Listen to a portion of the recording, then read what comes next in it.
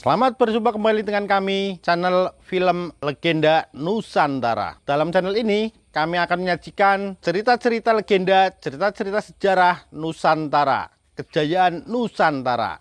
Semoga kita semua akan menyadari bahwa negara kita, Nusantara, adalah negara yang sangat luar biasa. Salam NKRI. Kidung Senja di Mataram bagian 40. Bagaimana dia akan dapat bertemu dengan Aji? Tanpa bantuan perawat kuda kadipaten itu, bagaimana mungkin dia akan dapat menyelundup ke kadipaten dan membebaskan ayahnya?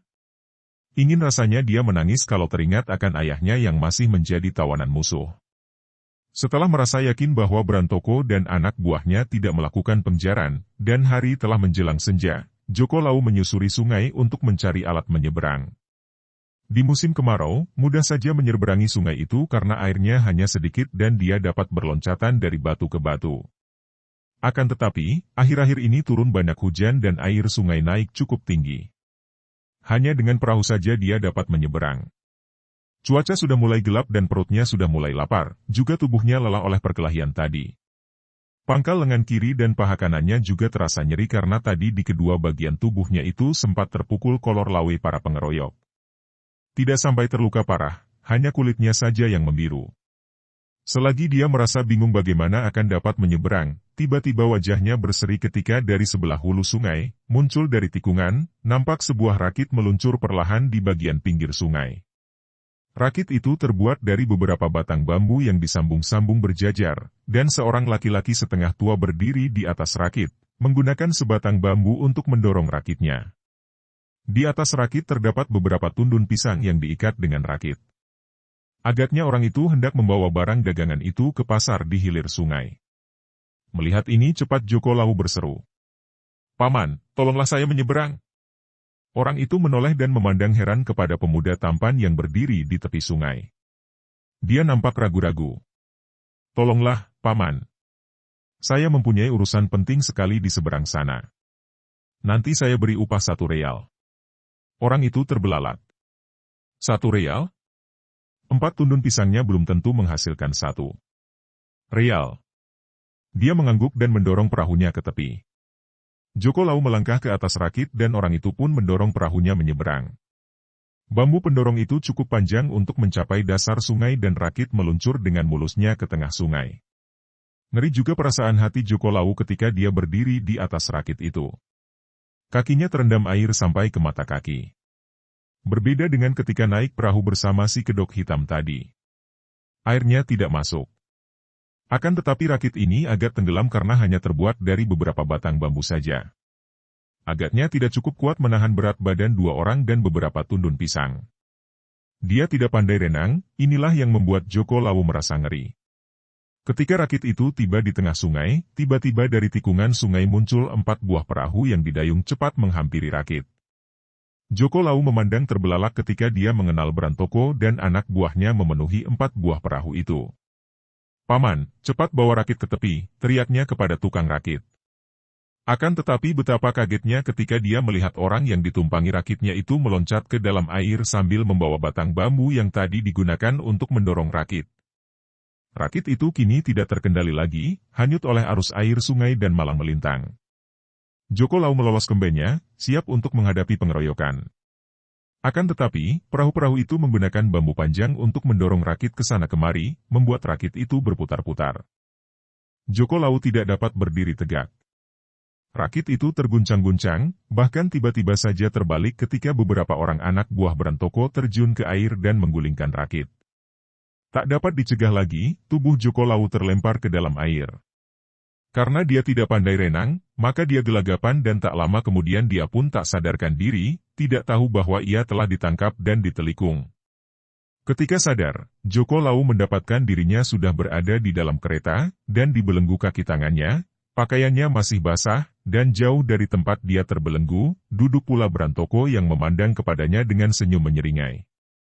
Di belakang kereta terdengar derap kaki banyak kuda, tentu anak buah Brantoko yang mengawal di belakang. Di depan duduk seorang kusir dan kereta itu memasuki pintu gerbang Kadipaten Ponorogo. Dia telah menjadi seorang tawanan. Setelah tiba di Kadipaten, Joko Lawu dimasukkan dalam sebuah kamar tahanan oleh Brantoko sendiri yang mendorongnya dan merebahkannya di atas dipan dalam kamar tahanan itu. Barulah dia melepaskan belenggu kaki tangan Joko Lawu dan berkata, "Sebaiknya engkau jangan memberontak di sini. Ingat, kalau engkau membuat keributan, Paman Sinduening dapat dibunuh seketika. Kalau engkau tidak memberontak, engkau akan diperlakukan dengan baik." Joko Lawu menggosok-gosok pergelangan kaki tangannya bekas ikatan belenggu tadi dan dia memandang kepada pemuda tinggi besar itu penuh kemarahan. "Engkau jahanam pengecut!" Akan tetapi Brantoko hanya tersenyum dan meninggalkannya dalam kamar tahanan, mengunci kamar berjeruji itu dari luar dan meninggalkan 6 orang penjaga di luar pintu kamar tahanan. Joko Lawu marah sekali. Kenapa dia tidak dijadikan satu dalam tahanan ayahnya? Biarpun menjadi tawanan, kalau dapat berkumpul dengan ayahnya hatinya akan tenang. Dia tidak tahu bahwa sebetulnya ayahnya tidak berada jauh darinya, akan tetapi dalam kamar lain walaupun satu atap. Setelah meninggalkan Joko Lawu, Brantoko lalu menghadap Adipati Ponorogo untuk memberi laporan akan hasilnya menangkap Joko Lawu. Seperti yang hamba duga, Joko Lawu adalah Mawarsi, putri Paman Sinduening, Kanjeng Pangeran. Hamba masih berpura-pura tidak mengenalnya. Dengan gadis itu menjadi tawanan kita, hamba yakin ayah dan anak itu akan suka membantu kita. Hamba akan membujuk mereka. Tentu mereka akan saling menyelamatkan dan untuk itu, tentu mereka akan suka berkorban apa saja.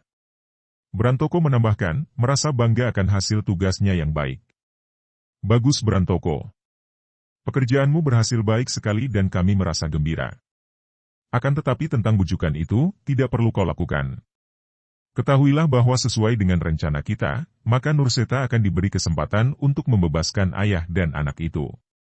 Dengan demikian, maka Mataram akan semakin percaya kepadanya dan akan menelan semua laporannya tentang pertahanan di Ponorogo.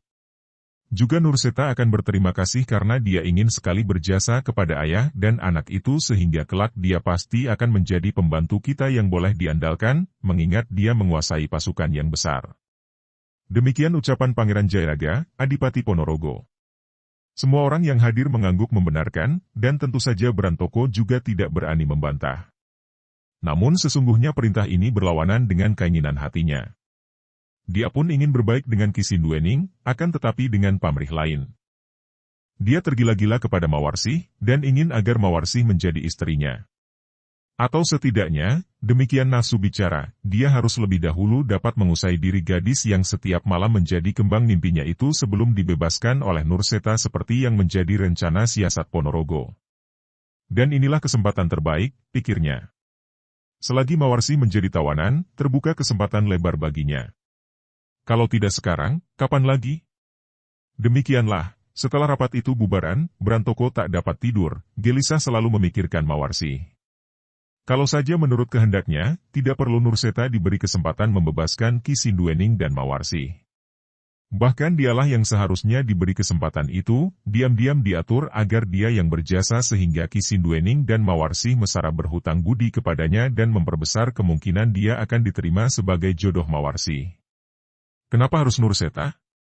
Dia teringat akan pemuda itu yang dahulu pun sudah berjasa membantu Ki Sinduening dan Mawarsi ketika terjadi pertempuran antara ayah dan anak itu melawan ayahnya dan dia bersama pembantu mereka. Aku harus dapatkan Mawarsi.